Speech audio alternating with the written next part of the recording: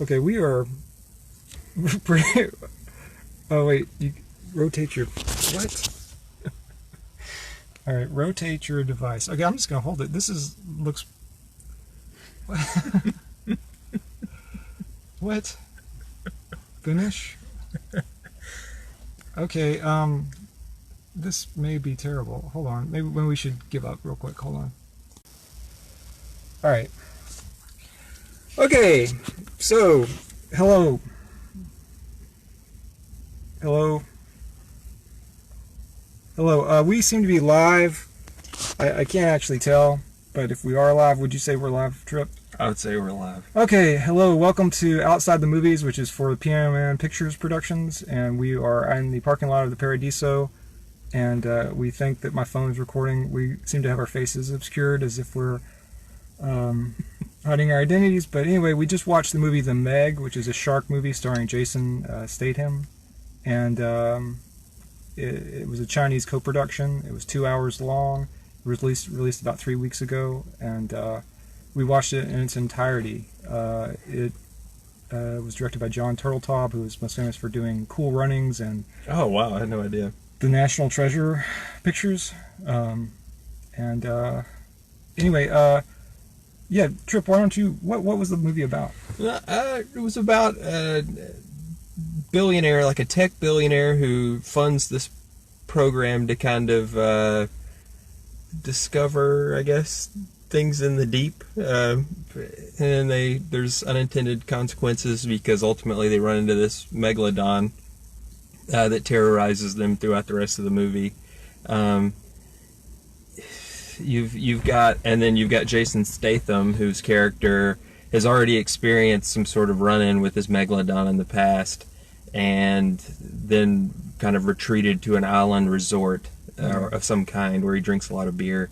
And then he goes from there. They bring him back into action. They have to call upon him, the crazy man, to come in and save the day, because they have a crew that includes his ex-wife, who is stuck down here. His ex-wife and two kind of nerds that are down there with her in this capsule, and so he has to go down there and save her because he's the only one who can do it. Because he's crazy enough, because he's seen this megalodon before. Yeah, and it's let me see if I can pick the phone up. Yeah, so we can actually see our faces. Yeah, here are our faces. Let me just do that because that's a little bit less insane. But we also look very. Anyway, again, the movie that we're reviewing, I just have to ignore the fact that I'm not so great at streaming video. Just imagine my face and imagine that I have eyes. This is Trip. But anyway, this is for a website, PMN Pictures, and thank you, Stephen Hilder, for watching, and that's good. And this movie was terrible. I hated it deeply. There's movies they're bad, and I expected a bad movie, but it's just when they're at this level, they have to please the Chinese government or their release board. They have to please, U.S. studios, and there's no room for messiness. It's a very competent, well done, well made. Everything looks bright and clean. There's literally no texture to a lot of it. So you have to hunt for texture, and it's just like there are little moments that I want to go through that I know from laughter that we enjoyed, and it's just like it didn't have much texture to it. Jason Statham, like the highlight of Jason Statham for me is I think Transporter 1, where he there's just so much where it's like with a bad movie, you know that what you're getting is there's a messiness to it or a sleaziness to it where the plot isn't important. Right. And here there was nothing going on. There was no messiness to this. It was literally just about having some people stand on some boats and having some explosions, and I don't know. Yeah, I agree. I think that one of the most interesting parts was it was an ongoing thing with Jason Statham's character, and it was kind of like a quintessential kind of male fantasy thing where he's experienced this really bad thing, and the whole rest of the movie is just people validating him, going, "I'm really sorry that we didn't believe you, and you are a hero." And because at the beginning of the movie, there's a lot of like, well, he's crazy, he left all these men behind. And then the big lesson of the movie is not who you leave behind, it's who you save, or something along those lines, which ultimately gets called back. But yeah, it's a very quintessential male fantasy of kind of being confronted by this awful thing. No one really validates your trauma. You decide, I'm going to just go away to this island resort and drink a lot of beers. And really the only pathos of his character is that he just drinks beers. There's really nothing beyond that. And then beyond that, he just saves the day and constantly takes his shirt off and helps people. He's in perfect physical condition. Oh yeah, and they really nail that home. And another weird thing that I really thought was interesting was that there's the ex-wife character, and she is nothing. She could not be less of a nothing in this movie, other than she is just the bait to get him back into, deep sea rescue. And so you keep waiting for something to be of that, but there's really not. She encourages him to pursue this very poor. I cannot. It's hard to really drive home just how bad the romance is between the Jason Statham character and Li Bingbing. Li Bingbing, who is very bad. She's not very good in this movie at all. She's very bad. There's reaction shots that they should have cut out of her, biting her lip or something after she sees Jason Statham in a towel. That's very. It's just, I don't see how it could ever accomplish anything beyond just making the audience cringe. Well, I want to differ with you. I thought that was hilarious. There's a moment where one of her friends has been eaten at that point by a shark, and she goes to yell at Mr. Statham, and the security is in my rear view, so we may be interrupted very soon for live casting from the Paradiso. But yeah, I think look like they have a thing going, so yeah, they may kick us out. But anyway, basically, there's a cringe-worthy moment where she's supposed to be basically like sad. And instead, she's smitten by his naked chest. Yeah, she's rejuvenated very by seeing him in a towel. Yeah. Just seeing him in the towel kind of snapped her out of her grief and brings her back to life. Yeah. I guess there's in our rear view there is the security. So I guess we should stop doing this. But I'm fine with it. I don't know. I mean, see where it leads. Is that for us? No, I don't think it's for us. Okay, but basically, there's a few moments. I really like that moment because it was so stupid that there's this whole sequence devoted to her oogling Jason Statham, and like with the Transporter 1, like he slides on oil and he has to kiss a dude underneath water like for no reason because he needs the air after he beats him up while scuba diving. There's a bunch of stuff which is just blatantly doesn't have anything to do with the movie, and it's just there. And this movie was very empty. This took 20 years to make. It was in development in the 90s, based on a book called The Meg. It was like kind of a Jaws like beach read. Anyway, it's pretty terrible.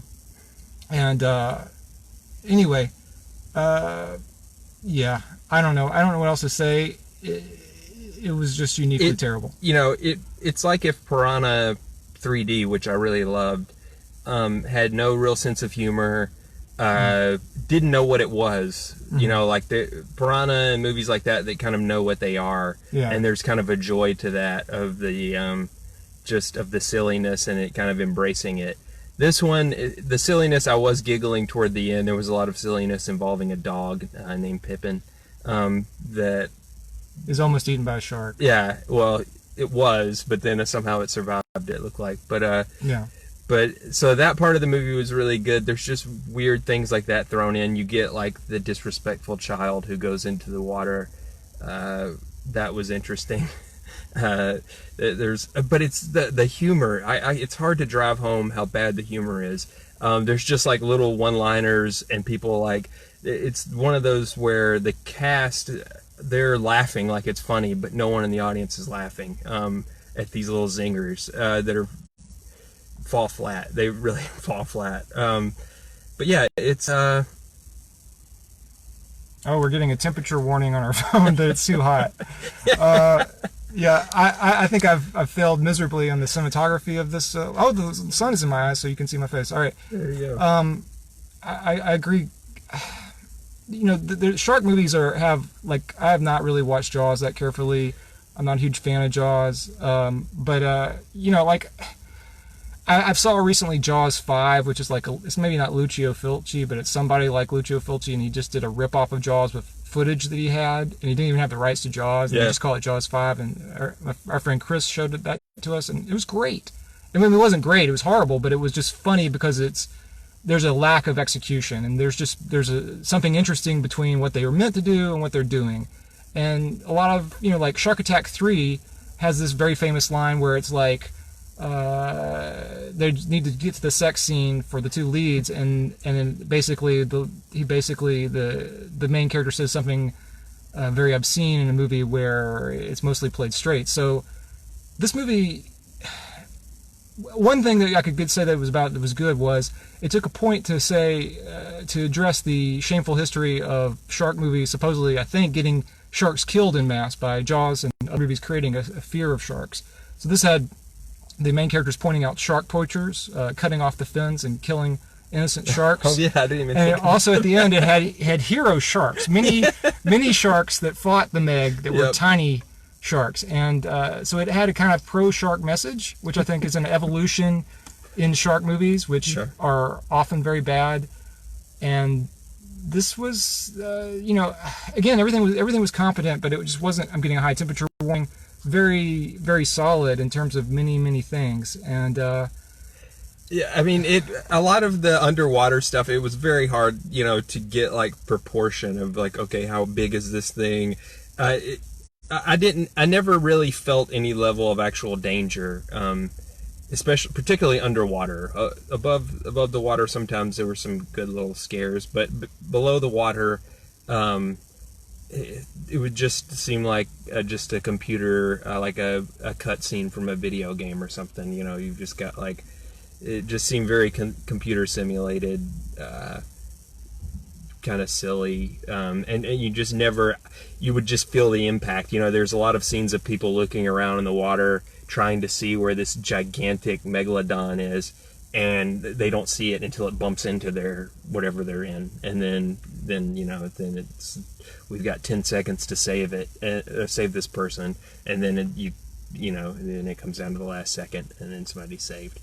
Or you know, and then you've got like the horseplay. You know when somebody's getting involved in too much horseplay on one of these kind of movies, ultimately they're going to pay for it if they're too silly or you know, just any moment of prolonged laughter. Yes, yeah. And then, you know, you've got the thing, which I listened to the Dissolve, or the people who from the behind the Dissolve, the Next Picture Show. They talked about in these kind of movies how if there's just blank space in the screen, you're just waiting for it to be filled up by the monster. Which this is full of that, you know, where you got a child and behind her this glass, and you just know eventually it's going to be filled with this megalodon coming for this child. But yeah, the stakes were never really there. It did not. I don't even know that it felt particularly painful. The megalodon is so large that when it eats the people, it's just like, it seems like a pretty good way to go. It doesn't seem that painful. You're just going into this thing. It's not a shark that's just big enough where it's going to rip you apart. It almost just seems like it would just swallow you whole, and you would be like Jonah and the whale, and just kind of hang out in the belly of this shark or megalodon for a little bit. So it didn't even drive home the point of how painful it would be to be the victim of this Meg. Yeah, one thing that I did appreciate, wow, now I got sun, was the international nature of it. I mean, despite like having to appeal to like, you know, like Chinese film studios and American studios at a very high level, you got to see, you know, the beachgoers that were preyed upon at the end of the movie were in front of like a large statue of Buddha, and they were just it wasn't an American, it wasn't a very familiar movie thing, which was nice. And also I liked the cast. Ruby Rose is not a good actress, but she's an Australian model who has quickly appeared in lots of schlock. and a lot of like Resident Was she Evil. the tattooed, shorter hair? Yeah, she was a tattooed hacker who could hack into anything. But she's in Resident Evil 7, Triple X 3, and John Wick 2. I like her taste in selecting really bad schlock, and I think that it's kind of fun. And Cliff Curtis and Rainn Wilson, who was recently in Memphis for Last Indie Memphis, and Jason Statham got to deliver several one-liners. But again, you didn't have the sleaziness of the best Statham movies, or the fun of them, or just anything, any idea outside of anything. He did deliver a few one-liners. The funniest thing that when concerning Statham in the movie was he wore a straw hat and a Hawaiian shirt very badly, and he took off his shirt like twice. But it just wasn't. They didn't do much with these actors. They stood around, they talked. I feel like Li Bingbing was challenged because maybe she doesn't regularly do English-speaking movies. Yeah, I don't know, but she was struggling. I think, and then there were a lot of scenes like in a control room where they're all watching what happens and they're reacting for you, the audience. The people in the control room are like, "Oh no, they're too close. Oh, they're gonna die," and so you get a lot of that where it's everyone reacting in the way that you, the audience, are supposed to react, whether it's laughing or being scared. And so, yeah, you've got a lot of that. And then you've got, the scientist who there's like this really lame throwaway thing that the main scientist in charge of the project, not Rainn Wilson, who's the tech billionaire ass who's kind of funding everything. The actual scientist, his whole thing is, he delivers this line at one point where they've got a megalodon that's dead, and he says, he kind of sighs and says, "Well, yes, science discovers, then it destroys." And he's just got this. I don't know if before that moment it had never occurred to him something like that, or if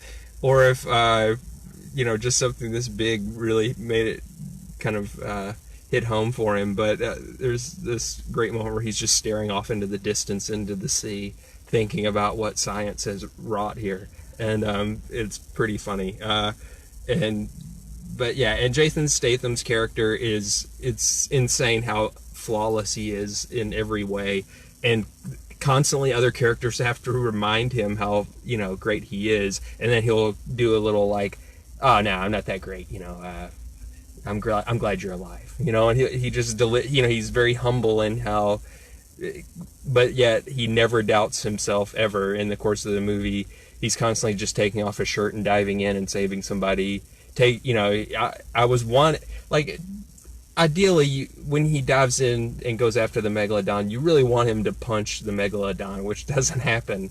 But I think that's where it should have gone, was because it kept upping the stakes with him, taking on additional danger to save a person. And at the first of the movie, there is the Li Bingbing character tells him, "Well, that's what you do. You leave people behind," and it's very kind of silly and unwieldy with the way that it's driving this point home, and then ultimately everybody learns, well, Jason Statham's flawless, and he, other than drinking too many beers on his island resort, he doesn't really have any flaws. So, so the course of the movie is everyone learning that Jason Statham's character is smarter than everyone and stronger than everyone, and there's a lot of meetings and them discussing the stakes, the characters discussing the stakes, and there's a lot of Jason Statham kind of being a Dirty Harry type character where they're all talking about scientific issues and all these different ethical considerations, and this is just Jason Statham saying, "Well, I just say we just kill the bastard," something like that, where he just comes in and cuts through the fat. And there's a lot of that where it's like generic science talk, and then cut to one person who goes, "What do you mean?" Or they say, "I think you're saying that we're screwed." It's that kind of thing. And there's a hacker or some sort of computer guy named DJ.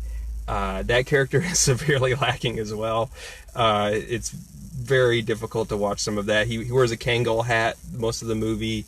At at one point, they really drive home that he can't swim.